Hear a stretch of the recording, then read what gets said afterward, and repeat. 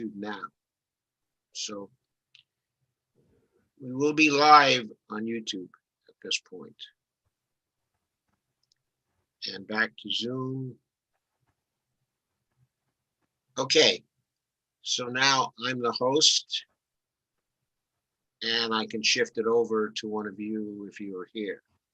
So let's see if we can get back.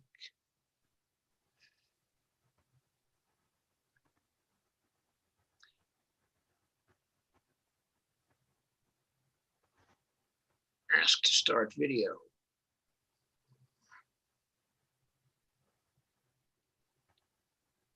Okay.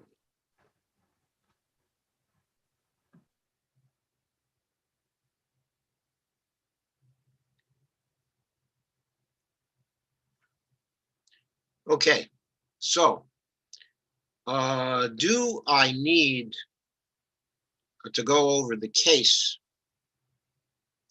for why it's better to replace Pelosi and deal with a new speaker than to simply negotiate with her for a Medicare for all floor vote? So I can spend maybe 10 minutes on that, and then we can go into a discussion. Is that something necessary? Okay. I think so. Okay. So I'll start off, okay, in that particular way. And I'll make use of the share screen capability here. Okay, and I'll go to my PowerPoint, and I'll just quickly go through the PowerPoint and aim to get this done in 10 minutes. Okay, so is the risk involved in withholding support from Nancy Pelosi worth the benefit? And my point is that depends on what you get. Okay, and I've got basically 4 points here. The risks of withholding votes for Speaker for any purpose from Nancy Pelosi, the benefits, the evaluation, and the conclusion: the squad should #replace Pelosi. Okay, so of course everybody brings up the risk of getting Kevin McCarthy. Okay, I think the risk of doing that is none, so long as the squad makes sure Pelosi is stuck at 214 votes, and the votes cast are more than 427 votes. With 8 votes, the squad can ensure through planning that this happens on every ballot for Speaker until Pelosi decides she's had enough and drops out of consideration. When she does, I expect others at that point are going to step forward. Some are even going to go to her and ask for permission. In other words, people who've been friends of hers for a long time will then go to her and say, do you mind if I run for Speaker, since evidently you're not able to get a majority of those who are going to vote? Okay, so that's what I think, okay, is going to happen. Now, the next topic is the risks for the squad in withholding their votes for Speaker from Nancy Pelosi. Well, if they lose, she's going to banish them to congressional Siberia. They're not going to get any committee assignments of importance. They're going to be ostracized by establishment Democrats. They'll get no support from the DCCC. They'll get the smallest offices. They'll get no congressional perks. They'll be primaried in 2022 by candidates getting DCCC and donor support. They risk losing their seats because they'll get less for their constituents. Now, they're already experiencing most of these disadvantages, so the incremental risk they're taking is relatively small. However, on the other side, on the upside, there's a substantial risk if they resist her. of no improvement in their situation. Normally, when people get through the freshman stage and get into their second session of Congress, they get a little more influence. But if they oppose Pelosi now, they won't. They'll be treated worse than freshmen who become in. So the risk of no improvement is substantial for them. Now, why is this risk important to them? It's important because it's important to their constituents. If they have more power in the Congress, they can do more for their constituents, which makes them more likely to win any primaries they may face. So, what would they get? In other words, what are the benefits? What do they get from a floor vote alone?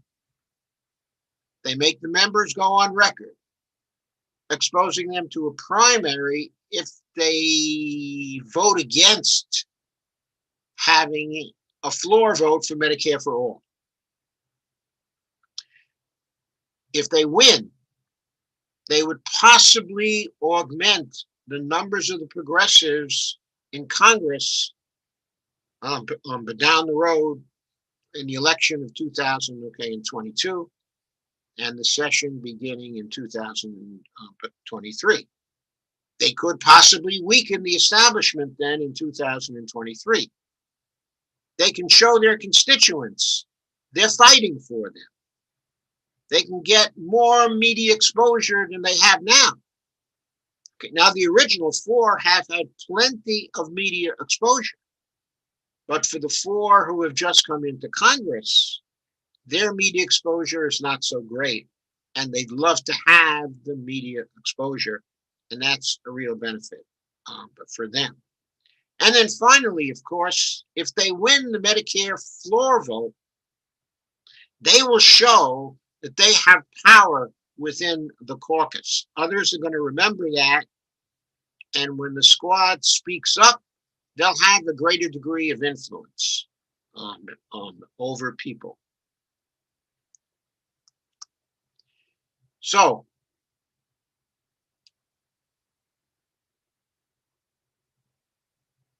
further benefits. If they try to replace Pelosi, if they succeed in replacing her, what are the benefits? Well, first, a new speaker would be more open to the policy positions of the squad,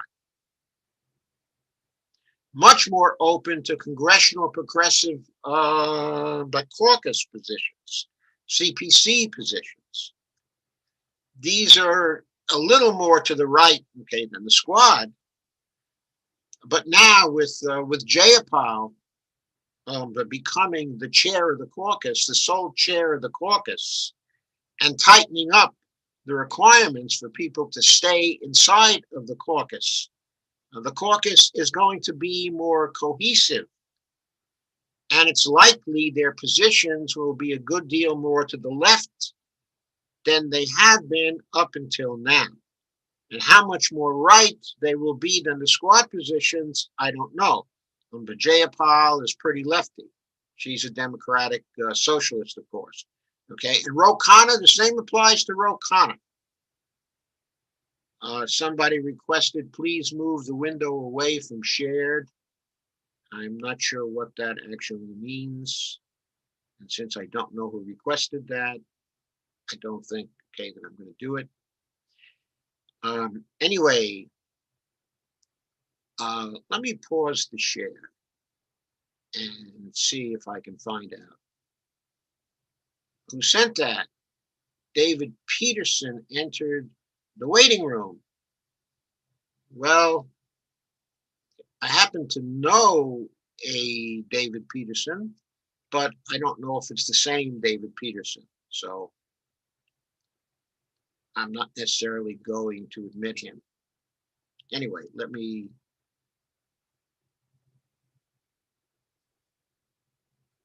resume the slideshow. So,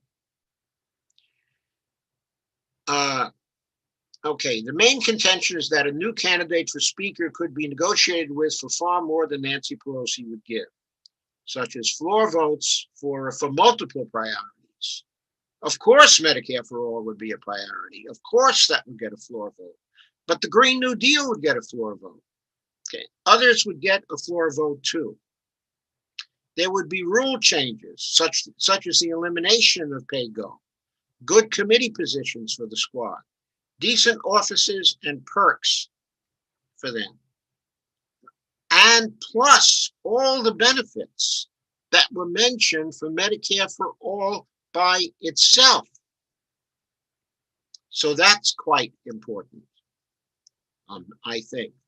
Are the likely benefits coming from using withheld votes for Medicare for all floor vote really worth the risks the squad will be taking? Keep in mind the sacrifices squad members took to get into the House in the first place.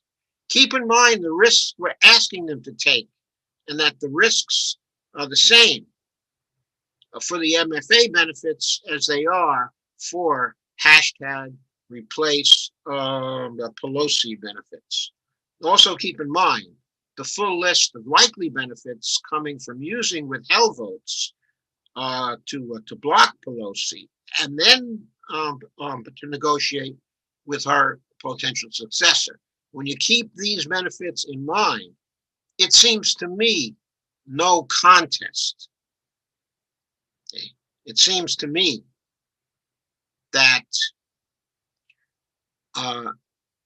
people are much better off asking them to replace Pelosi, because if they succeed, they would be much better off.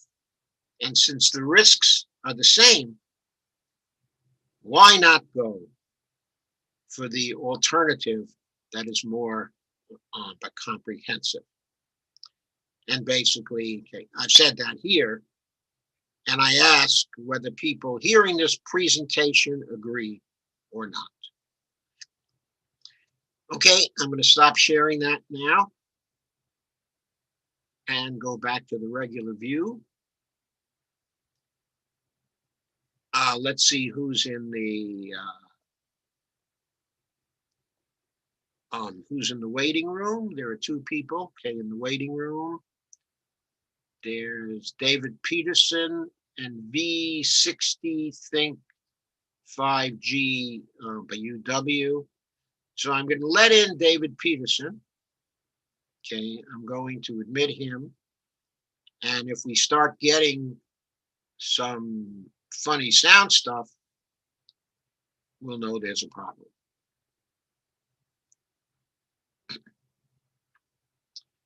So Dave Peterson is joining.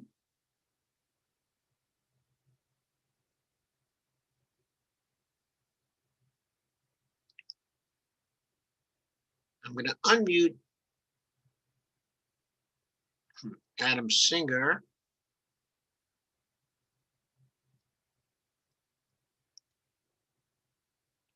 Okay, I'm asking him to unmute.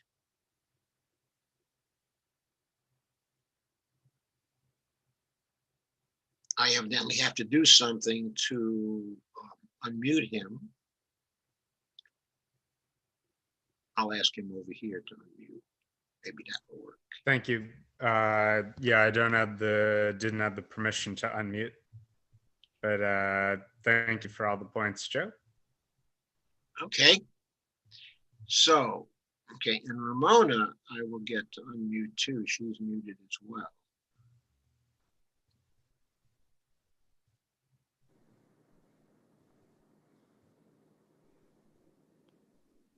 Okay, I'm unmuted. Okay, good. Okay, so is the presentation sufficiently clear? Very. Fully. Yeah. Okay, I'll ask also Tommy to unmute as well. Okay, are you All right, already unmuted. unmuted? Good, he's already unmuted. Mark Collins is a friend of mine. I think we can unmute him too. So I will ask him, okay, to unmute and to do more as well.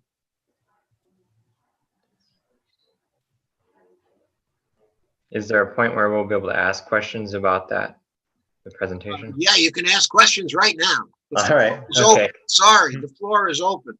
Okay. Yeah. That is why I am unmuting people. All right. Yeah. I was just gonna say, we need to try to come up with a good candidate to replace Pelosi with. So that way, when we do a Twitter campaign or whatever, people will be like, okay, replace Pelosi, cool. Who do you have? You know what I mean? I think it will make our campaign a lot more solid. Okay, Right. I don't agree with that. And the reason why, okay, I don't, is that I think we need to be in the position of letting candidates emerge so that those candidates can go to the squad, okay, and can bid. Hi, okay, I see your dad in the background there, Tommy. Okay, so if there are 3 or 4 candidates, they not only have to go to Nancy Pelosi for her permission, they have to be acceptable to her because she's going to command a lot of support still. Okay.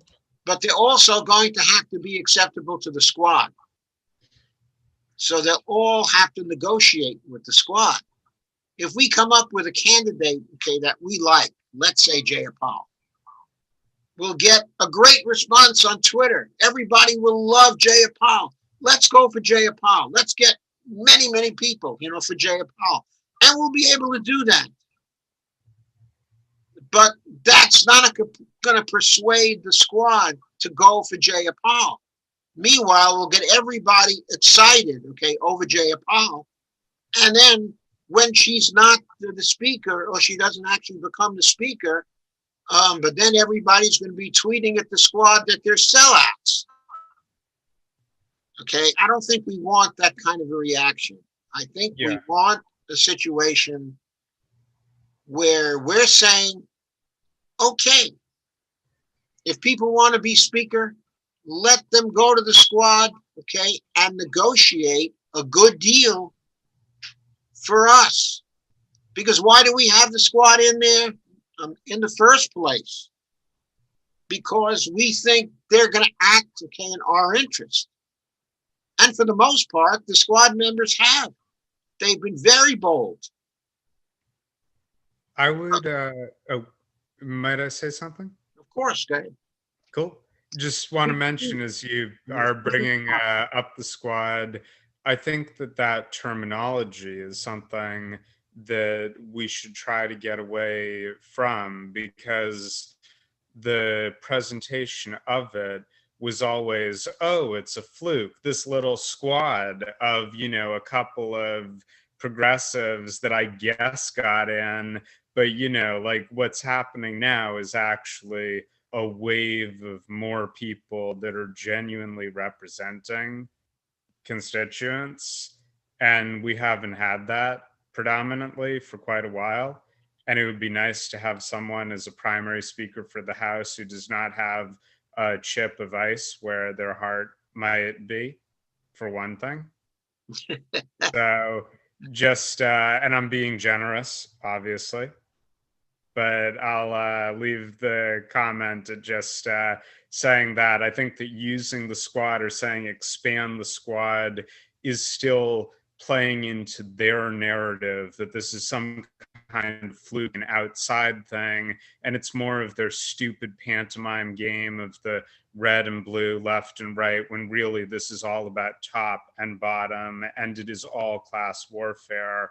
But they pretend that there are 2 sides and a bunch of issues to try to distract people from the fact that what's going on here is entirely systemic. Yeah, that's true. However, I don't think the suggestion to go away from the idea of empowering the squad, I think that may be premature. And the reason why is because we're specifically asking the squad, the now 8 members of the squad, to actually block her, take the initial risk, okay, and block her.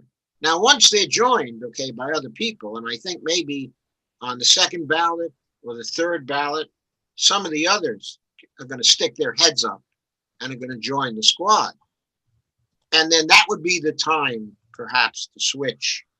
Okay. But for now, we need a core group of people that are loyal to each other and that are unlikely to break.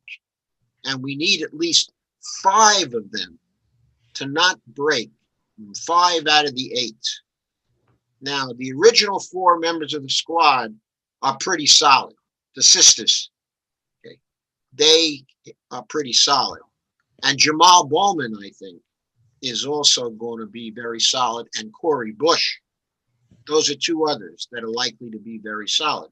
Now, Mondaire Jones, I'm not completely clear about. Now, he's publicly stood with them before and made speeches with them when he won. Okay, that was good. He's certainly a Sanders Democrat, so that's good. Okay.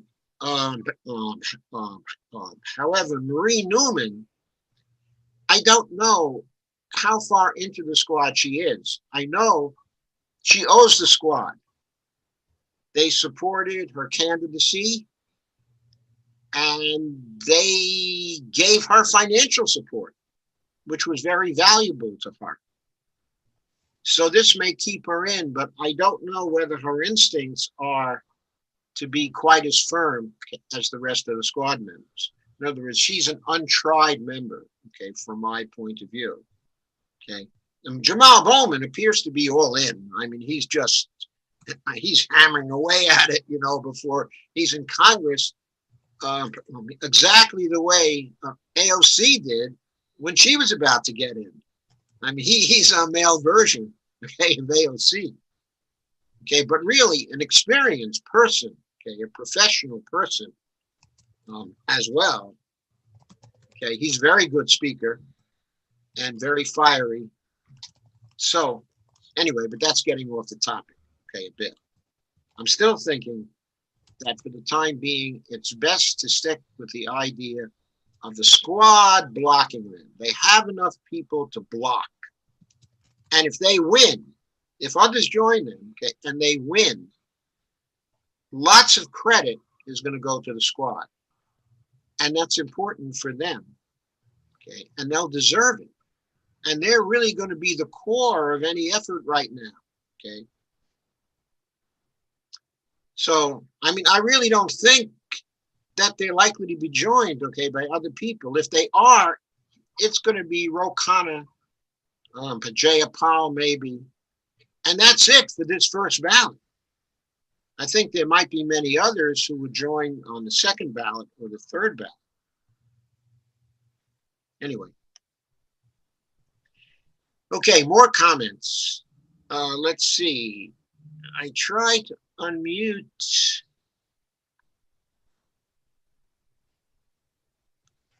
I'm going to unmute Janus Daniels. He appeared to be very helpful before. So I'm going to ask him, okay, to unmute.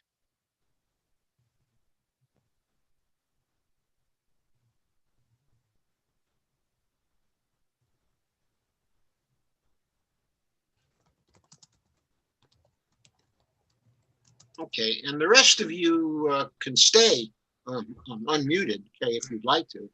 I mean, I'd like to get a conversation going here.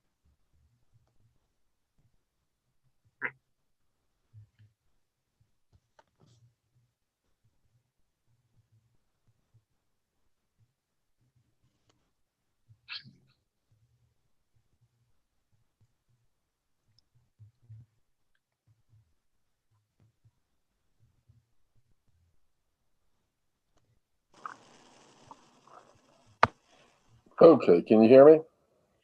Yeah, Mark, is that you? That's me. Okay. You don't want to see me, but Into the speaking thing you're now. fine to hear me. Hi, James. we're trying to get into a broader discussion, okay, at this point about how to really magnify this campaign. Joe, my thoughts on this have something that came to mind was trying to focus on their districts, on the people in their districts. If we can get messages to the rest of the nation as a whole sent their $27 in over months at a time for each of these districts, various people from around the country. And our message to them, should be, hey, this is why that's why we were all in for you. That's why it's not me, us. Now we're asking you to get your people on the squad and whatnot throughout the Progressive Caucus into the game here. Okay, so I'm getting background noise from somebody. New. So Janus, is that you?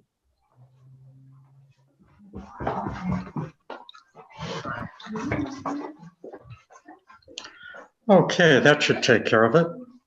Okay, good. Thank you.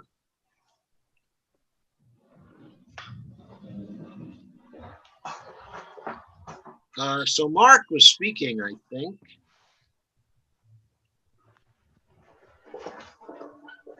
I'm here. Can you hear me?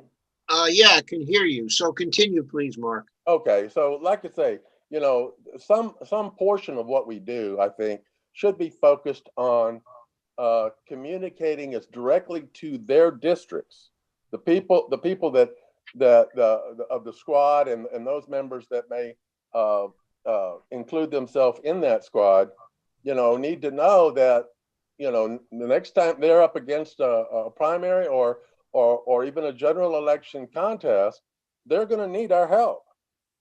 And so we need to remind them that we want to help them, okay, but we also, at least some of us, are in places where we're trying to get a progressive candidate in our district as well, and by forcing this vote, it would be helping us out. Just leave it 15, 20 minutes. Could you say that again, Mark? I don't think we caught Okay. that last. There was like I say, I think that a portion of our focus should be on those individual districts. Not just, we need to get a message out to the nation, but we also need to get messages out that focus on those districts of the squad and of the Progressive Caucus that specifically tell them, and I'm talking about the squad's voters. We need to talk to those voters and tell them, look, we helped you get this person there for the benefit of your district. Now we need you to pressure them specifically to help us so that we can get someone like that in our district. And that, I think that message is so that the squad members know that we are influencing any future run that they might make. I think that's a good point, Mark. That we should find a way to be contacting people in their district who they know. Right. Okay. Right. And getting them to join the Twitter campaign. Their campaign structures have a lot of people with a lot of different ideas about how to go about all this, okay, or how to respond to this, or how to respond to force the vote itself. And so they're going to be hearing a lot of different, what are the chances of this happening? What are the chances of that happening? And whatnot. But what we need to do is be talking to their voters and saying, you know, we're going to want to send our, when the next election cycle comes around, we're going to have a choice between sending our $27 to your district or some other district in the nation. Okay, we're going to have a choice to send it to someone, to you, or to someone that we think might be even more progressive than you. And so you have to keep this in mind. And so if they're hearing this, if those voters are hearing this and whatnot, that's going to be a part of their thinking. And if it is, it's also going to be a part of the message they create to their candidate, to the squad itself. Right. So have you got a plan for reaching their voters? I really don't. I mean, other than through the social media areas and selecting, finding key individuals who will talk about it in their circles. I don't really have a strategy in mind. I'm the whole point of bringing this up is to put some heads together who are a lot more knowledgeable about this. Because I'm posting on Brianna's site, Force the Vote, I'm hoping that she will be a source for information in that regard. Okay. And I don't know how new this is, but I just got a notifying staff. Ilhan Omar is calling for a floor vote on Medicare for all. However much more official it is that someone's tweeting that she's calling for it. But, the continuous pressure is making changes. Yes. Okay. So who did you say is now calling for Medicare for all? Ilhan Omar. Ilhan Omar, yeah. Yeah. Just one of the four original squad, of course. Mm-hmm. Yeah. And I don't know if it's any more official call than all the other stuff that has been said, but just the pressure is having an impact, which is why there keep being all these voices telling us it's not the right time and it's not the right way to do it, is because it actually might get somewhere. Okay, so Janus Daniels had left for just a minute, but is about to come back in. He's connecting to audio now, so we'll have him back. We've got 7 participants at this point. And Ramona is here again too. Okay. Ramona is muted. Can you? She's saying she can't speak. I can ask her to unmute. Thank you so much. So I have, are we ready for technical questions? Because I think that without a very clear plan, the squad is not going to go for this. If they don't know that, they have a 95% chance of being successful, they're not going to proceed because they have way too much to lose if they don't succeed. Mm-hmm. So can we go over exactly how many members we need to vote for someone else first? And then I have a lot of follow-up questions. And why we need that specific amount. Okay. So there will most probably be, I think there's still one more race to be decided. But let's assume that race is decided by January 3rd. Okay. Then we are likely to have 222 Democrats and 213 Republicans. Okay, if 8 members of the squad were to vote for random people outside the House, maybe famous people, symbolic people, maybe Chomsky, okay, or Jimmy Dore, you know, Adam Singer. Okay, all you have to do is vote for living people who are citizens of the United States.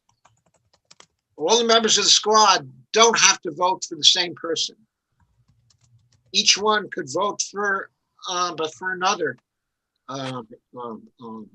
individual person. In one of the contests for John Boehner, there was something like 11 votes, okay, for other people. But Colin Powell got a couple of votes. John Lewis got a couple of votes. They were spread around, okay, to various people. Simply because in that situation, people didn't want to vote for Pelosi. So they spread votes around, okay, to other people. So what the squad would have to do is to do something like that. Or if they all want to go for one person, they could all go for one person. But it would be best if the person they went for was not a member of the House. Because for the plan I'm talking about to work, they would have to be neutral when it came to new people who were likely to emerge. In other words, their initial purpose would just be to block Pelosi. So, 8 members of the squad, 8 people who would be voting for other people outside of the House, okay, to be Speaker. Okay, so that's the initial stage of the plan for the first ballot. That would create a result of 214 votes for Pelosi, 213 votes for Kevin McCarthy, because I assume all the Republicans would stick with him. Okay, and 8 votes, okay, for other people. That would total 435 votes cast. When 435 votes are cast, for someone to become Speaker, there's a majority required of 218 votes. So Pelosi would have fallen short by 4 votes and Kevin McCarthy by 5 votes. Okay. And I think it's fairly important that there only be 1 vote actually between the two. Okay, because if there's only 1 vote for Kevin McCarthy to pick up to take the lead from Nancy Pelosi, all his people might be interested in staying firm for Kevin McCarthy and not trying to move to some other person, okay, and create a complicated situation. Or they might be motivated not to simply stay away from the vote or to vote, okay, as present or something like that. Okay, in terms of the vote for Speaker, it's votes cast for a person that counts.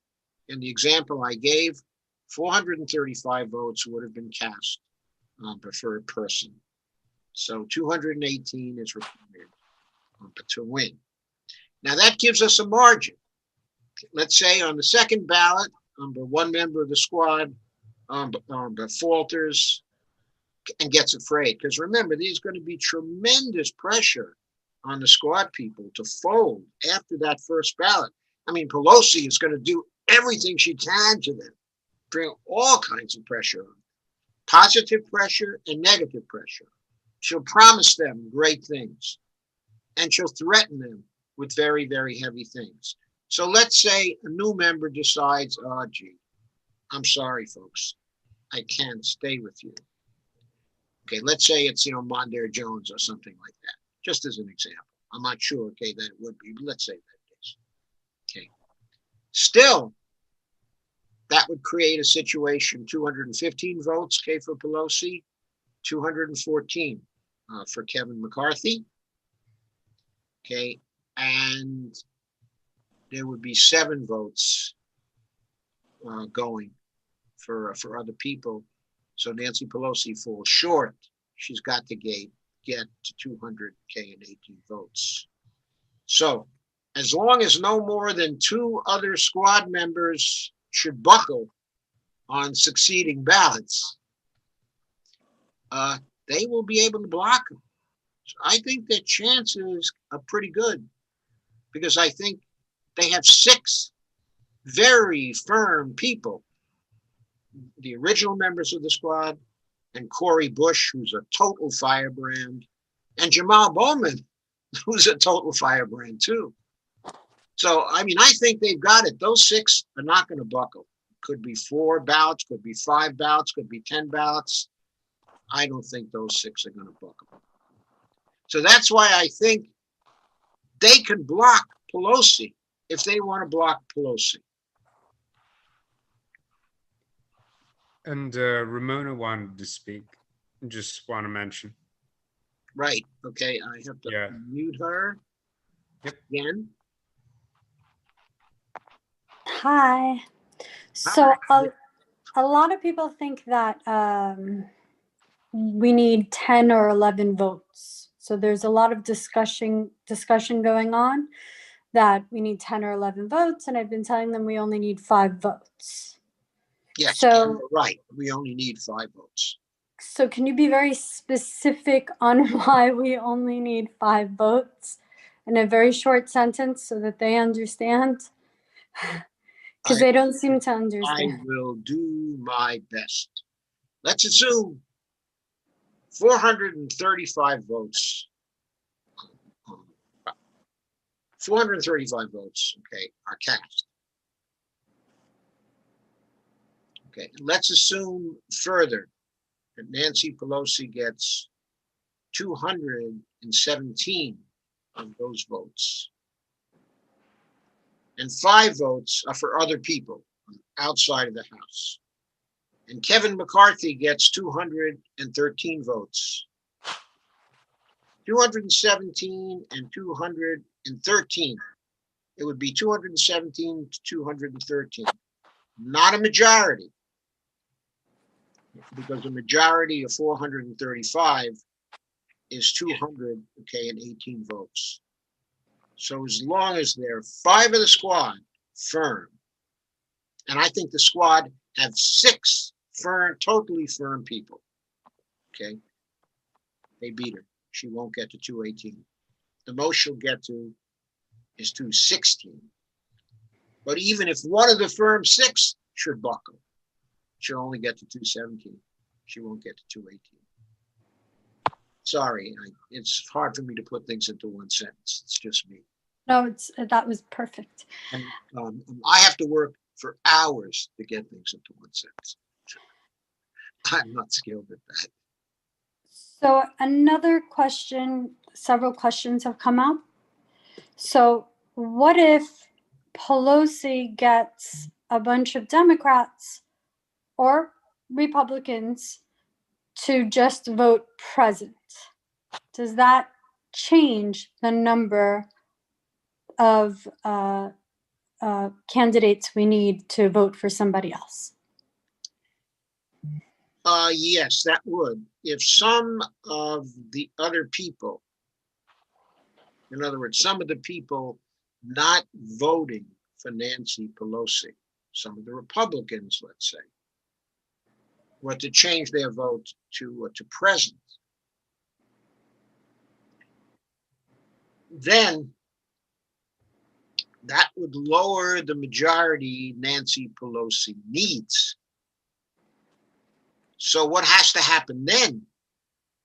Okay, for every 2 people who voted present, it would lower the amount of votes, okay, that Nancy Pelosi needed to have a majority. In other words, if 2 people voted present, okay, it would change things so that she needed only 217 votes. If only 1 person voted present, she would still need 200K and 18 votes, because that would be 434 present. I'm sorry, 434 votes cast. What if she just got like 20 people to vote, 20 Republicans to vote present? If she got 20 Republicans to vote as present, then the squad would need 10 more votes to block her. Now, can the squad get 10 more votes to block her? I think so. The reason why I think so is because when those Republicans unmask themselves as people who are happy enough, okay, with Nancy Pelosi, that's all the encouragement the other progressives need to come in and say, hey, if party loyalty is not in question here, because she's accepting the support of people from the Republican side, what's being unmasked here is that she's not really a Democrat. And that frees us up on the left to join the squad. And that's when you get Jamie Raskin coming in. That's when you get Pocan coming in.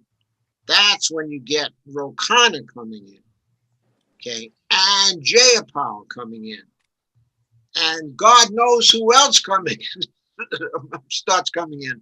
Okay, at that point, there are probably 40 fairly firm people on the progressive side out of the caucus of 101.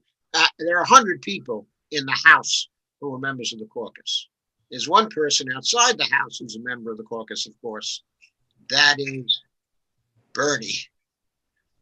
Bernie is still a member of the House CPC. He never resigned. Question about all this voting present thing. Would there be some advantage in trying to alert people to this tactic? Because I mean, she is as nominally a Democrat as any of them are nominally Republicans, but they are all in this game together to, suck the blood out of the American people and break fingers in the middle of a pandemic. That is how they get off. They've made that very clear. But if we just call that out more openly, I think that works to better advantage, just more and more to be clear that there is a team. It's not red versus blue. It is top and bottom. And they want to just cause these things to stop progress from happening.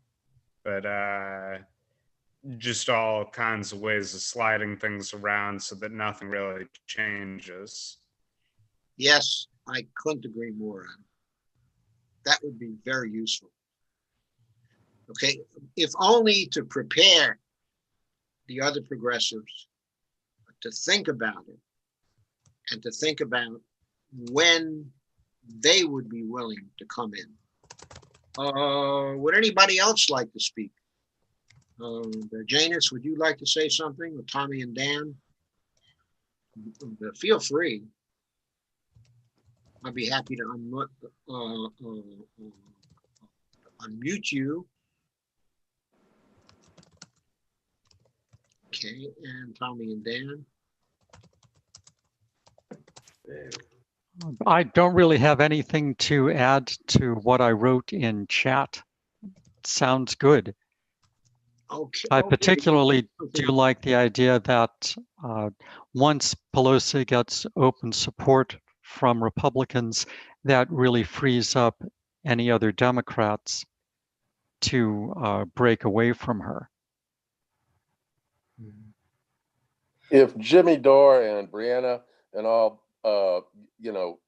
make mention of this and whatnot, it'll be a done deal. I mean, they'll make it. I think they can make it happen. If they decide they want to, if the squad decides they want to, Yeah, once these cards are on the table, it is what it is. It's going to be hard to deny. Yes, I think that's a good point. If we could get Jimmy Dore to join up at that point. Well, they're doing Zoom and live Very streaming, valuable. with Kyle Kalinske. They're that are very good, very strategic thought processes that they're sharing with everybody.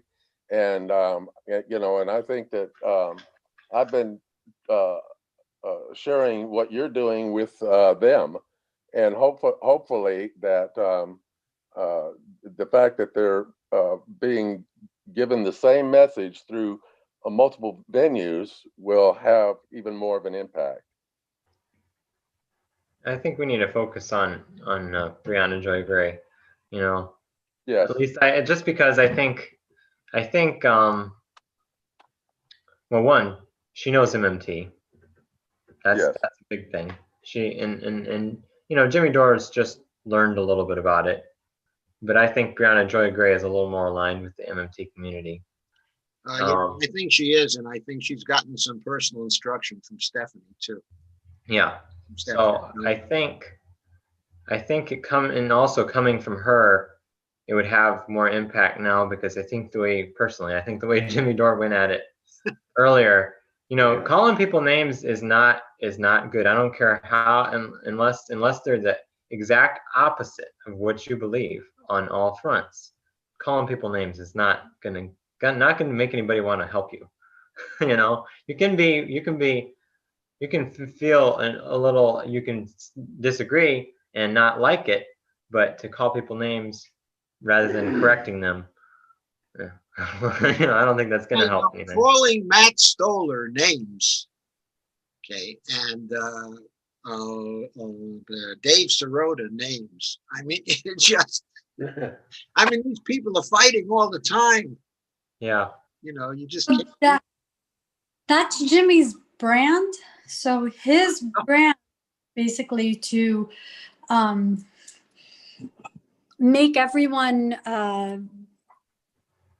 the enemy, kind of like point everything out, no matter what it is, even if it's insignificant or significant, and kind of rage about it. And so that's like his art, you know what I mean? That's what he does. If it's beneficial to the cause or not is really insignificant for him, because he's trying to get his thoughts and words across in his way. And so I think it's good in a way that he does that because it gets attention. Bad because then it's not regarded as somebody that should be respected. But I do agree that getting Brianna Joy Ray onto this would be extremely beneficial, but also getting Jimmy on is very beneficial because he's so loud. Maybe. We all have aggressive. We all have a different focus, and rapport will not be met with all audiences ever. Okay, Jimmy's going to have his. Okay, people didn't like Steve Grumbine in the first few years at all because he was in a rage and he developed a certain brand. But then he was able to show that that's not all he is. His professionalism through things like macro and cheese tells us that there's another side to him. Well, Jimmy's doesn't have any purpose for showing another side at this moment in time. And let's go with Steve Grumbine. Do what? Let's go with Steve Grumbine. He's got it. I mean, why not? No, Steve will be. He's already with us. Okay. Yeah. That's not a question. But whether or not he's publicly doing a Zoom with us or not is just a matter of asking. Okay. And the same thing, I believe that's going to be true with Brianna Gray. The whether or not we want to do it with Jimmy or not is a whole other question to think about. But the fact is, what we do want to do is let Jimmy know what we're doing, and let him decide. We can tell him in the process, okay, Jimmy, we're trying to bring people together here, not divide them. So you can have your feelings about it, but we're wanting to stay focused on this strategy, and he'll do it. I mean, there's no question about it. Jimmy will do it, I'm sure. So Dan has something to say. He's raising his hand. Just think, if we invite Jimmy in, somebody's got to have an off button. The mute. I don't think he would participate with the mute button. He needs to express himself for sure. I view his tactic as strong arm. I don't think it's democratic, and it isn't conducive to discussion. And I could see him coming in and trying to steamroll everybody. I think he could be a detriment. That's my feeling. It's like divide. Even though that's his tactic to get attention, it kind of goes back to, like, even like you said, he wants to, like, make everybody doesn't share. Like everybody's an enemy, and if we get with Brianna, and then let her get with Jimmy, we could capture both audiences. Okay, we don't have to invite any one of them into our living room if we don't want to. Okay, but what we do want to do is get rapport between one of us and each one of them. So like to get them to do like something on their show. Yeah. Interview you, Adam, or whoever, Steve. But so, folks, Dr. Joe. See that maybe Kevin wants to say something. He was waving anyway.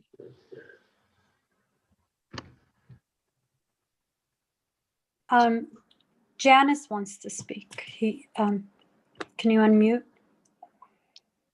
Yes, I certainly can.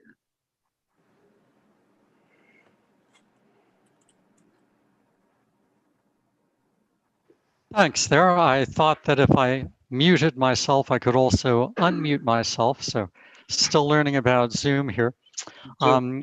As you may have noticed by my remark in chat, which came from an old Twitter that I stuck up, I've got no chance of rapport with Jimmy Dore at all. So if anybody wants to make contact with him, it's not going to be me. I really don't know what it was, or I still is with him. Guy's definitely not strategic. So far as political strategy is concerned, he doesn't even try to understand it. So far as publicity is concerned, so far as spreading ideas.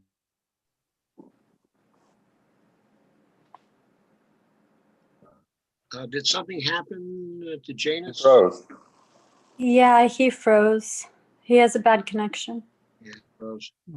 He's back. Oh, good. I'm back. Yeah, you're back. Did you lose what I just said there? Yeah, we lost the tail end. So if you could give us the tail Okay. Value of Jimmy Dore is that he's got a voice. He's good at publicizing. I wouldn't say he's good at public relations, but definitely good at publicizing. Right, and definitely good at getting a following, okay, as well. He has a following, and he's the one who started this whole conversation. And he has to have the credit for that. But people... Wait a second. He gets credit for spreading the conversation. People have been talking about getting rid of Pelosi for a very long time. Yes, that's very true, James. But force the vote is maybe not. He's the main impetus behind it being where we are today, Yes. and that we should always acknowledge. If we wouldn't probably be on the Zoom if he hadn't made a big stink about it. Yes, that's right. I certainly agree. Force the vote for Medicare wrong.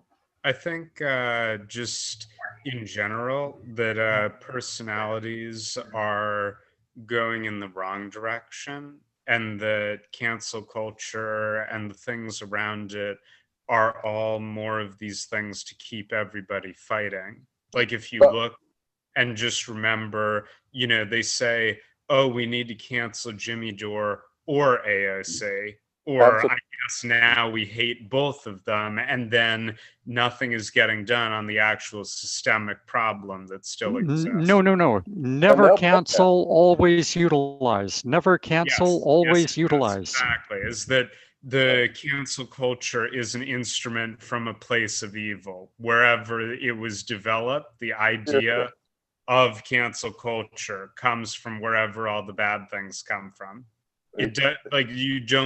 It doesn't do any good for anyone, even if you're in the right. You look like an asshole for defending a thing that someone took out of context, and just all these things, when the truth of it is that we're the only country in the world now that doesn't actually have healthcare as a recognized human fucking right.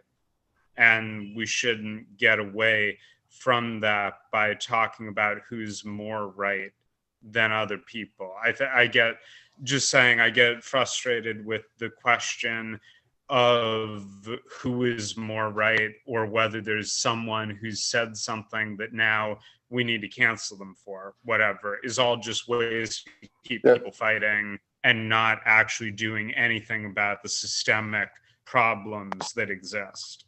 Right. It's just a part of what we're doing. So let's begin to wind this up now. First, okay, I want to inform you that this is a recurring meeting. Doesn't have any specific time. Okay, but I can reactivate the meeting, okay, at any time. So if you want to get people together again, all you have to do, okay, is let me know. Okay, and I can start it up again. Okay, and it'll be quite easy to do. Second thing, okay, I wanted to say is, how would we like to summarize what we've discussed here today, the ideas, okay, that we've talked about? We certainly know we don't want to engage in any cancel culture. And I think that's been characteristic of our tweets from the start, that we have tended to be very supportive, okay, of people. We haven't said any harsh things with respect to Jimmy Dore either, but have always tried to give him credit for giving attention to the idea of withholding votes from Nancy Pelosi. Okay, and we also agree, I think we all agree with him, that certainly one of the floor votes we want is a Medicare for all floor vote. That may not be the only floor vote that we want, but we want that one very, very badly. So that's also credit to Jimmy, too. Okay, so I think it's worthwhile to keep on that particular track, okay, as well. Joe, I have more questions to ask that people have been asking. I understand we don't have any more time. Well, we actually do have more time. I mean, I'll stay and answer those questions. That's not a problem. Okay, great, because a lot of people have been asking questions. What if Republicans vote for Pelosi? I know you've seen that. Right. If Republicans vote before Pelosi, then it will be necessary for some of the progressives to join the squad. Okay, now that won't be something that's originally required. Okay, in other words, let's say if 2 or 3 of them go for Pelosi, she'd then have 217 votes. But as long as the 8 squad members still stick with it, she's blocked. Okay. Is that something realistic that can happen? We don't know what can happen. It's going to start getting, a little more dicey. But Kevin says, and I think he's right, Nancy Pelosi is the most hated, okay, of Democrats. and therefore they are very unlikely to vote for her. And one reason why is people who turn around and who vote for her will have to run again. Most of those people are going to want to run again. And then they're going to be the ads. He voted for Nancy Pelosi. She voted for Nancy. I mean, I can see it now, the ad, that's going to be a deterrent to them. They won't want to see ads like that. Okay, so I think the probability is low. The only way it could be done is for Kevin McCarthy to give them a by your leave, even go to them and say, hey, we'll be better off getting Nancy Pelosi than getting some wild-eyed progressive in there. So therefore, how about maybe 4 of you go over and vote for Nancy Pelosi? Something like that. You, and you. Okay, and then if I were one of those people, I'd say, if I do this, you have to come out and thank me for voting for Nancy Pelosi. You have to agree to come out and thank me and say, I was only doing it on your orders. Because, I mean, if I were a Republican, that's the only way I would do it. Okay. That's a great point. Yeah, maybe it is, maybe it's not, but I think that Kevin made a great point. She is very, very hated, and therefore the probabilities of them actually going over are far less. But if they do, when the progressives see that, as I said before, they're freed up to go join the squad. They are freed up, and it wouldn't take too much of an excuse to get them to support those squad members. I mean, Jamie Raskin, I think that he'd be raring to go to the squad right after the first vote. Somebody like that. Yeah. And a lot of the other Democrats would too.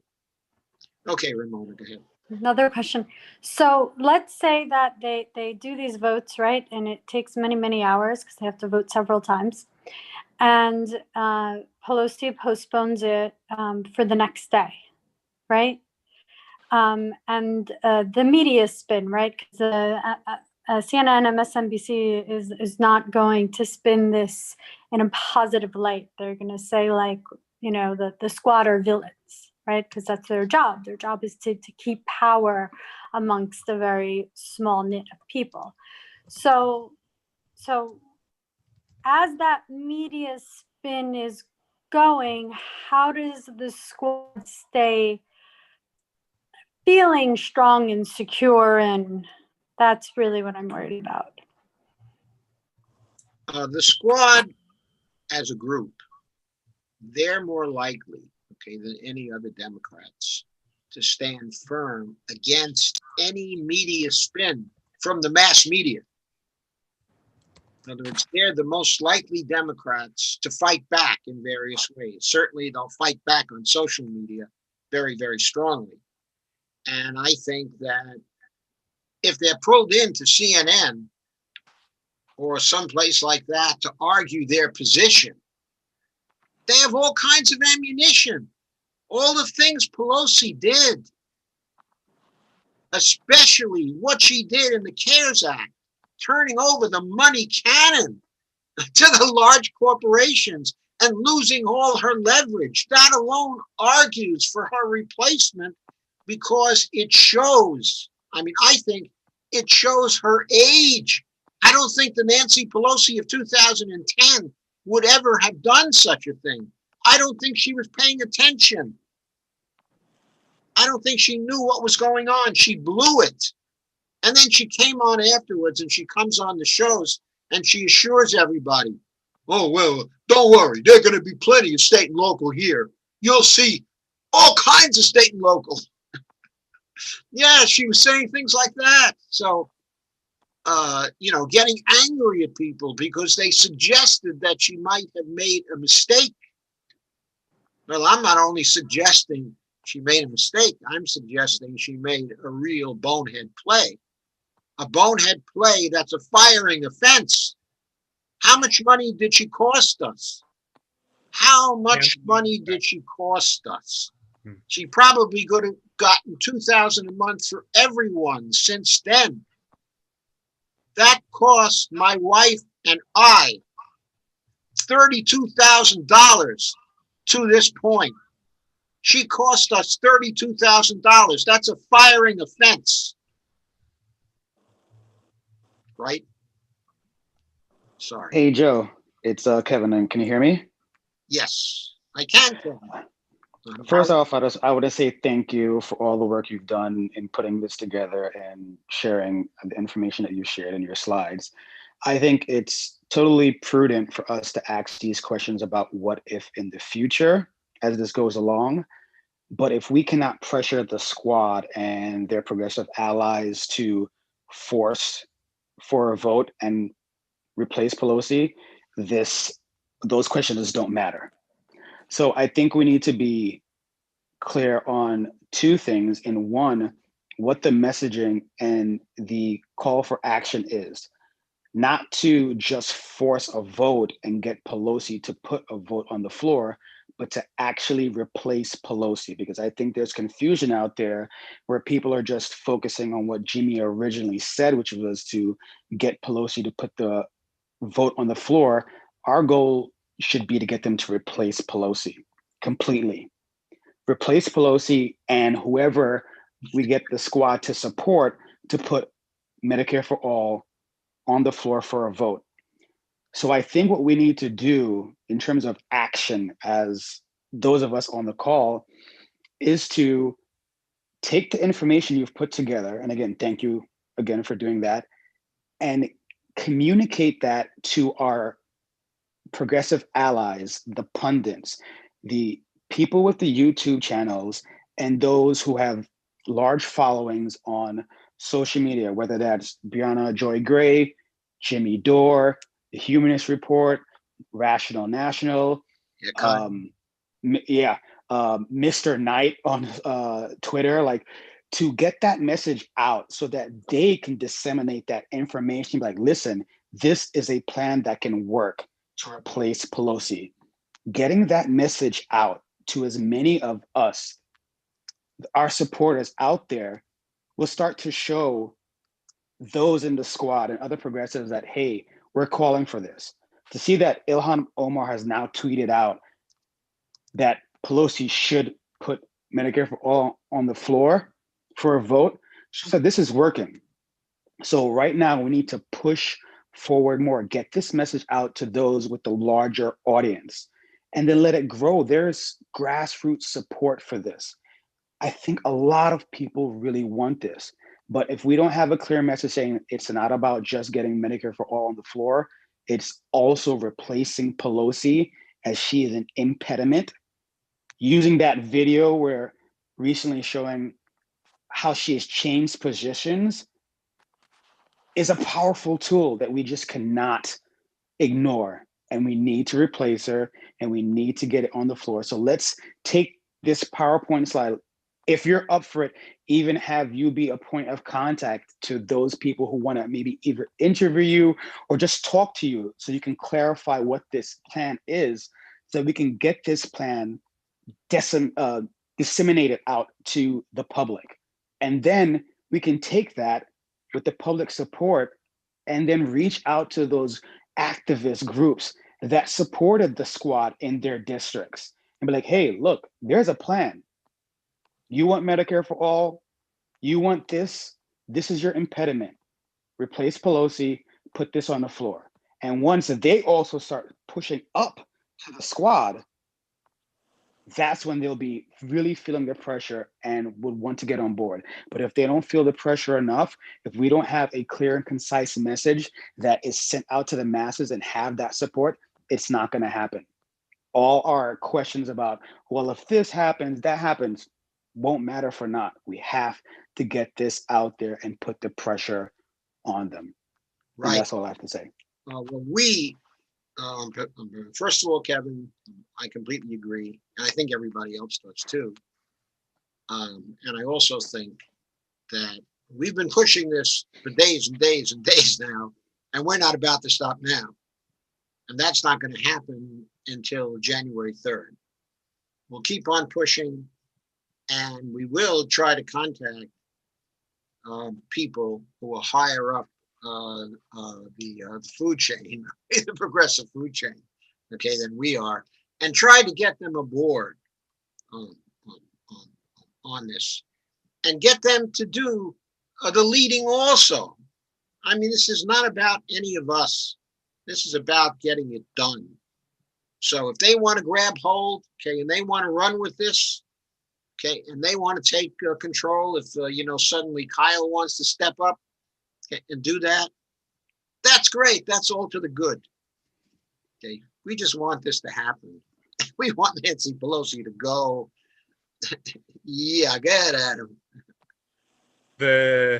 Another small thing to explain, but I think of things that everybody should be aware of more, is I just want to mention the means testing stipulation in the first COVID bill, and in, I believe, this one as well, although I am not sure if it made it in finally, but it's just such a small thing to explain to people how they're being clotheslinered by the government, pretending even to do these checks, but not if you don't have a 2018 tax return, or now whatever's happened in the pandemic, if you don't have a 2019 tax return, you can absolutely fuck off. Like $600, get out of here. And that's so typical. And unless anyone can correct it, I believe that Pelosi insisted on the means testing stipulation in the first COVID bailout bill. When people understand what it is and the fact that she was pushing for it, I think that makes it even clearer to people exactly what her nature is. Yeah, and I think it was really stupid politics also. In other words, a lot more of the middle class would have been all for this, okay, if they were included in the stimulus checks. So I just don't think, okay, it was very smart.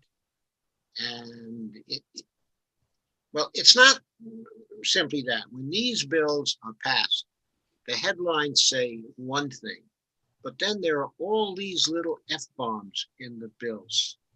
Okay, Dave Dayen had a column on that just maybe 1 or 2 days ago, where he simply went over all the little traps in the bill that are going to tax the time of people, a tax on their time to actually get the benefits that are supposedly in this new bill for them. So there are a lot of them who are going to fall through the cracks, and they won't be able to take advantage of the benefits. I completely agree with that. Mm-hmm. Okay, Ramona, I can see you want to say something. How'd you know? So I can see you taking a breath. What really helps is graphics. I don't know if anybody's really good at making graphics. I personally am not. But graphics really gets the message across.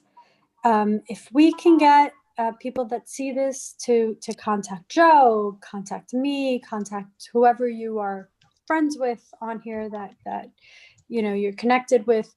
If you can contact somebody and say, listen, I'm going to make graphics, and what do you want me to write? Maybe a few people can put together, the points that they want in there and different things.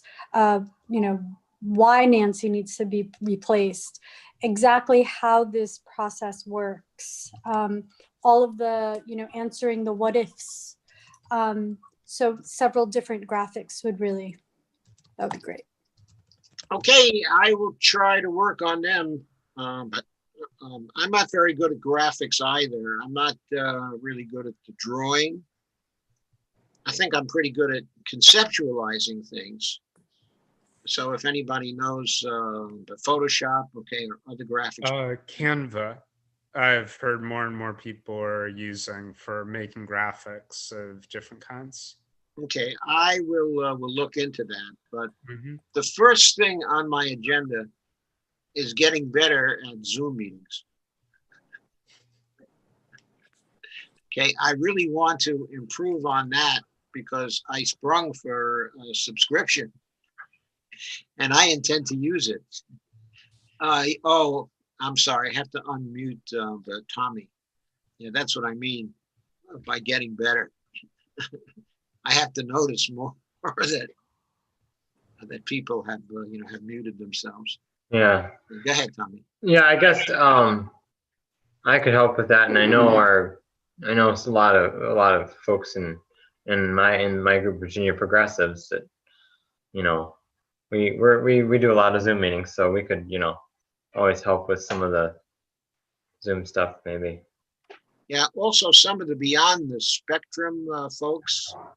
Yeah. They're talented. Okay, graphics. And oh yes, I've seen some of their stuff. They are completely with us on that.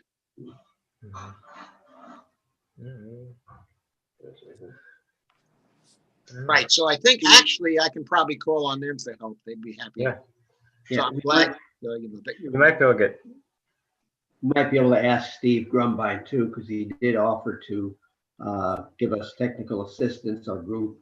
In Virginia, yeah, pretty much any way we asked, he said. So okay, well that's fine. We'll do that. Okay. Can you unmute Janice again? Okay, I should say something here, kind of reveal something. I used to be with Steve's group. Okay. And I was live streaming for them, okay, for a very long time. And there were a number of us who had a falling out with him over internal RP things. Okay, so that's not something, I want to talk about. Right. At one point, I was never going to talk about it. So in other words, that idea may not work, you're saying, right? What I'm saying is I might not be the one to approach Steve. Okay? Yeah, no, I was thinking that we could about graphics, if you want us to. If that would be an uncomfortable thing, then we could drop that idea. No, that would not be an uncomfortable thing at all. If we could get the assistance, of Mindy to do graphics. She's fantastic. Okay. And I'd love it, if she were able to help us. There were some other people who used to be over there. Jimmy Sunderland also, was very talented, but she's going from there too. Okay, and but Mindy, I believe, is still there, and she is just immensely talented. When it comes to graphics, if you want to do a meme, she's the person to contact. Okay. All right. Thanks. Now she's very close to Steve. She has personally been very close to him over the years. So I think to get her help, we probably have to go through Steve. Yeah. I would probably be considered one of the disloyal ones. So there's that. Well, we'll approach it carefully and tactfully. Okay. I'd love to have his help with that. Okay. I mean, not simply on that, but as I said, we want to have whoever wants to support this. Right. Absolutely welcome aboard. We're so. It's the action, not right. Not Yeah. the We personal. can ally on that particular action. Of course, it might be helpful if he unblocked me on Twitter. Okay. Anyway, enough of that. Well, are there any other comments? Yeah, James. I have to unblock. Sorry, I have to unmute James. There we go.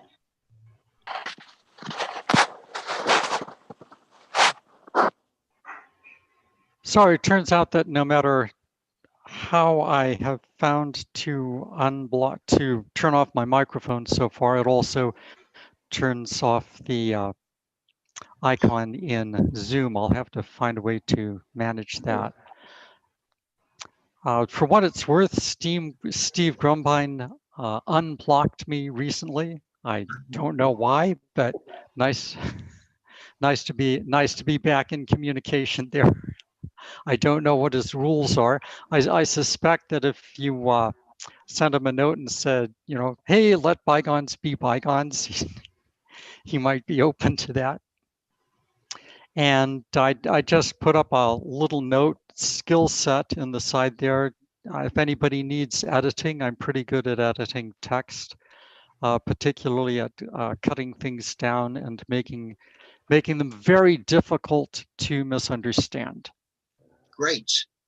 Thank No, no ambiguity. It's a big deal, isn't it? Yeah, and I think we are dealing with a lot of how can I put this? We're dealing with deliberate and aggressively deliberate misunderstanding here. Yes. A lot of Old that. tactics. Yeah. But I mean, if you look at anything on MMT, about half of what I read seems to be deliberate misunderstanding. Oh, yeah. Either that or it's the as someone put it, the greatest PR advantage of MMT right now is that most of the critics are dumber than a sack of hammers. Right. I don't know about the critics. I don't know about the critics, but definitely the criticism is dumber than a sack of hammers, most of it. criticism. Okay. I'm actually trying to find intelligent criticism of MMT, and it's difficult. How can you imagine intelligent criticism of the fact that the sun's shining? Yeah. Right. Yeah, Yeah, there you go. Also, just I for mean, the Yeah, but what if 2 + 2 is not really 4? Is the Or the that- Earth is flat. No. Yeah. just for the edification of people watching this who might not know the acronym that we're all throwing around, would Yeah. someone like to just quickly define MMT for anybody who might? modern monetary theory is not the world's best acronym. The term modern money comes from Keynes, who said that for the last 4,000 years, money has been a device of the state, and that we use money confirmed and promoted by our whatever government we live under. And he used the term modern money to describe that. And it actually goes back more than 4,000 years, but certainly for the last 4,000 years worldwide, money has been what the government says is money. So I'd like to say, I think we need to get a separate, once we're not so busy with this, a separate Twitter campaign going to make it more clear of what we're talking about. And we need to start calling it MMT, Modern Money Truths, because it really isn't a theory. It's an explanation of a discovery of how federal spending works. It is a discovery. It's not. It's been proven because it is in use now. That's how they did the CARES Act. That's how they spend on military. That's how they spend on everything. Yeah. Spending I actually taxation. So. I actually call it moral money instead of modern money, because I want to keep pushing that that end of it. Modern money theory is basically accounting. It's not something that you can really argue about. Right. Once you understand it. but However, Brad, the strength of the movement seems to me from the insistence of the moral element in economics, and the way that recognition of modern money gives us capacity for moral action, which cannot exist without it.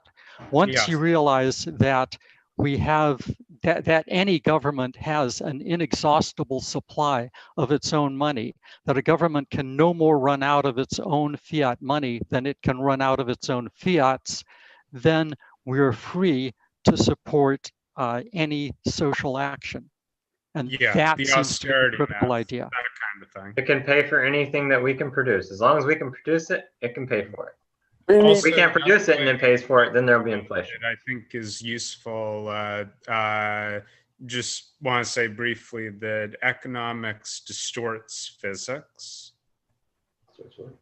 Yeah, And physics that, is a terrible in metaphor a for very economics. basic way of understanding it, there are certain things, without naming any particular things or specifics, but there are things that some people will do for some amount of money that they would not do if you just ask them to do a particular job or engage in some kinds of work. People do things and dedicate their life and energy and focus to things because they're being told they will be given money. You have to find the value in things that you do, but money creates systems of valuing things that are not based in anything. Okay, from my point of view, just to make an MMT comment, because I like to make MMT comments. There's one aspect, okay, of MMT which hasn't been very fully developed, okay, in my view. If you read a lot of the MMT literature, generally reference is made to public purpose, that this is in accord with public purpose, this is not in accord, okay, with public purpose. Things ought to be in accord, okay, with public purpose, okay, because what is economics? Okay, it really does have to do with the public purpose. In other words, that element, okay, of MMT comes from J.K. Galbraith, not from Jamie Galbraith, okay, but from John Kenneth Galbraith, his father. Okay, they've never developed a theory of the public purpose. Okay, if they're going to refer to it and they're going to use it, okay, in a rhetorical manner, as Warren Mosler often does, okay, Pavlina Chernyeva, okay, will do that. Stephanie Kelton, okay, will do it. They all do that to one degree, okay, or other, but nowhere has there been an explication of what they mean by public purpose. So that's an area of research that has not been filled out, okay, in MMT. Now, when a few of us left Steve's group, we started a nonprofit out in Oregon. Okay, it's an Oregon nonprofit. We've never federalized it yet. Okay, it's a nonprofit. It's called the Center for the Public Purpose. And one thing we were interested in doing was developing a theory of the public purpose to create something that MMT could hook up to so the references would not be so ad hoc, which is what they are at this point. If you will, it's the moral side, okay, of MMT. And that side hasn't been developed systematically yet. So. Yeah, I was just thinking on that. So like, you know, when you think about it, and MMT at its very core is not a policy. No, it's an approach to economics. It's not a policy. It's not like something. It's not even really public purpose, but we can use it for public purpose. And I think that's what they're saying when they say that, because when we talk about MMT, a lot of people will say, oh, you know, if you do MMT, then this is going to happen. No. That's not, you know. Yeah, you don't and a lot do of people MMT. get that. Yeah, a lot of people get that confused that we're trying to implement something. And I think public purpose can be a thing we can talk about as a policy implication of MMT. But to say that it is part of MMT is purely political science and economics, I think. Look. But yeah, that's just my opinion. We can all say what is part of MMT, okay, and what is not part of MMT. 8 or 9 years ago, there was a group of people inside, okay, of MMT, you know, had been writing MMT, who tried to contend that the job guarantee was not at the core, okay, of MMT. This created a huge dispute, okay, inside of the community, and this small group of MMT types withdrew from MMT and started their own school of thought.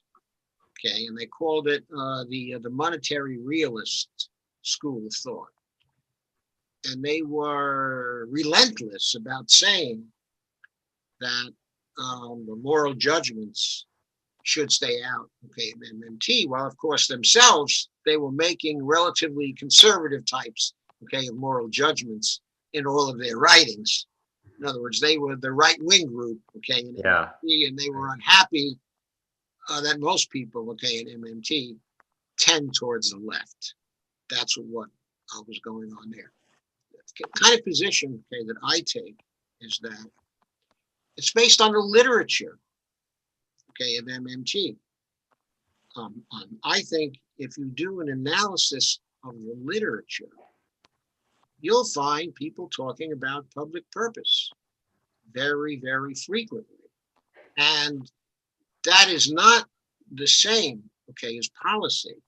They'll talk about whether policies are in accord with public purpose. I think, okay, we all agree that particular policies, except for a few, like a job guarantee program, are not dictated by the theoretical aspect, okay, of MMT. But if people, okay, in MMT are going to constantly refer to the public purpose when they're discussing what should be done, then I think you have to say that that public purpose is a bona fide part, okay, of MMT, and that sooner or later it had better be clarified by the MMT community as to what it means by public purpose, because it's too vague and rhetorical right now. Dan. Yeah, go ahead. No, I thought you said and. I thought you said and, like you're going to continue. Thank you. I like to think of an analogy. I've been sitting here thinking of a few since I like to garden, vegetable garden. I think of a shovel. Maybe somebody has some special design for a shovel that works better than other shovels, whatever, but it's still a shovel. And so everybody agrees, okay, this is a good design. We'll make it like this. So the shovel's made. But every gardener has a different idea how he's going to use that shovel. Some people say, double dig, you should do it like this. Other ones, you don't need to do that, just need to do this.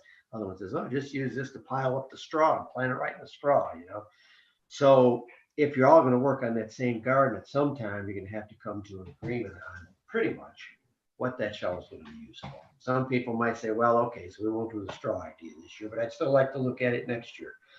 Let's see how it turns out. And then if this idea doesn't do it next year in the garden, let's use the shovel to do a little different this way. And I think because we have different ideas, everybody has different ideas, but I think all of them are in the sphere of morality, moral, what's good for people. Kind of like when Bernie said, I'll fight for somebody I don't know. Will you? We'll all fight for somebody we don't know. Question is, what are we going to fight for? So that's what the policy part is. The fact that they mention the policy in the books and then don't define it, I don't think necessarily. I mean, number one, you could say, well, maybe they shouldn't have, if they wanted to be real particular. On the other hand, maybe they're just setting it out there to say policy, public policy. And that's a story for another day. But we know this is how the money works. This is what can be done with it. We know we can affect all of us want certain things in public policy. And a lot of us want Medicare for all. So we can probably, almost everybody who knows MMT would agree that we need Medicare for all. So that's probably one policy we could agree on and maybe codify it, so to speak. But there's other ones that maybe some people wouldn't agree with, some would. I think that's kind of I don't want to say down the road thing, but I think it's developing. I think it's developing now. So I think the public policy thing is gelling. It's coming together. A lot of us agree on a lot of the same things in public policy. The other things might even be futuristic. There may be things right now that we're not even used to thinking of. I know Tommy likes to use the term universal basic services. I know some of the people use it too, but some people who are in MMT aren't thinking of the term universal basic services, but maybe with that policy, there should be universal basic services for all of mankind. So all those things, maybe they should be here now, maybe they're not here now. And maybe it's something that we're at a point in the world that we've gotten to this point where we can start thinking about universal basic services. We don't have them now. So maybe that's the policy thing we're talking about. And we may all be part of this gelling that's taken place. And we look at the internet and think, this is really helping us move along, and it is. And maybe you all agree with this, maybe you thought of the same things, it might not be a new idea, but I think we're just in the infancy of the socialistic movement, even though we could say it goes back far. But I think this is like maybe the golden age, even though maybe we're not doing as well as we could be. We should be, not should be, but we want to be further along. But I think we could be at a inflection point where we're getting to what could be, if it goes right, a golden age, and we get these policy things that we all would like to see. I sure hope so. Yeah. And I guess all is on that note, I think we've been on. Yeah, we've been on a while. Day or so now. I have to do Christmas Eve dinner here, so it's going to be a little bit elaborate, take a little bit of time to do. Oh, there's Ramona back. Let's see, did I unmute you? Yep. No, I did not unmute you, so let me unmute you. Thank you. Thank you so much, Joe. Is there a way for all of us on here to communicate with each other as we put together slides and graphics and things of that sort? Well, there's a way, of course, on Facebook and also ways, on Twitter. Would you, Joe, would you be able to bring us all together? Would I be able to bring you all together? Yes, I can bring you all together on Zoom anytime you want to come together. What I mean is like in some sort of a chat, whether it's on Facebook or Twitter or some way that the people that are here can communicate with each other. Yeah, sure. I mean, I can bring people together on Facebook chat. I just thought of an idea. Maybe I don't know if when we want to stop recording or not, but I have an idea that I might be able to say it. Well, off recording, maybe, I don't know. Well, we can either stop recording now or I can pause the recording. Whatever you want to do. Well, are we finished? I don't know. I mean, I think we are. Are we Seems finished? like we covered a lot of the ground. idea you had, Tom.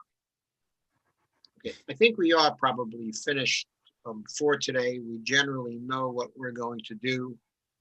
We are focused on trying to get up the food chain with this particular campaign and tweeting at people, who could help with that. And I think we certainly want to focus on that. We always want to be very positive with people and supportive of people. And well, when we have to be critical, we always want to do it in a very civil way. So that kind of thing, is important. We have also to bring in people who can help with our graphics. And we'd also like to get some people who could be allied with us very closely, like Steve Grumbine, and his group, to be supportive of us. They could be a great help if they want to contribute to this. I'm sure I've forgotten a few things. I will go over the proceedings afterwards and see if I can get a better summary, of this. But for now, I think I'm going to end the recording and end the live stream.